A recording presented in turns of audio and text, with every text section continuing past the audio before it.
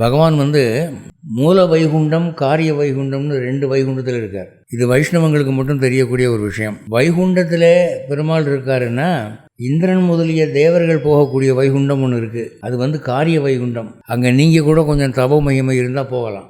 ஆனால் மூல வைகுண்டம்னு ஒன்று இருக்குது. அது விரஜ நதிக்கு அப்பாற்பட்டது. முக்தி அடைஞ்சவங்க மட்டும்தான் போக முடியும். அங்கே இருக்கிறவனுக்கு பேர் பரவாசுதேவன். இந்த முதல்ல சொன்ன வைகுண்டத்துக்கு திருப்பார்கடல்னு பேர். 107வது திவ்ய தேசம். அதை நம்ம பார்க்க முடியாது. இவங்க சொல்கிற விஸ்வங்கிறது பரவாசுதேவன் மூல வைகுண்டத்தில் இருக்கிறவன் அமர்ந்த திருக்கோலமாயிரும். இவனுக்கு கோயில் இருக்கா அப்படின்னு கேட்டால் மதுரைக்கு போங்க.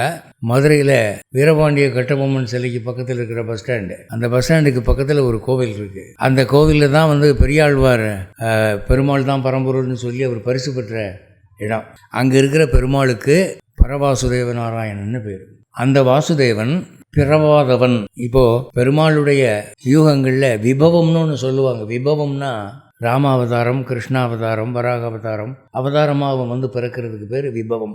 அப்படி பிறவி எடுக்காம மூல நாராயணனாக இருக்கிறவன் பரவாசுதேவன். ஆனால் வைஷ்ணவ சம்பிரதாயத்தில் பிரவாயாக்கை பெரியோன் கோயில் என்றது பரவாசுதேவனுடைய கோயில் என்பதாக ஐதீகம் இருக்குது. அதோடு தெரிஞ்சுக்குங்க.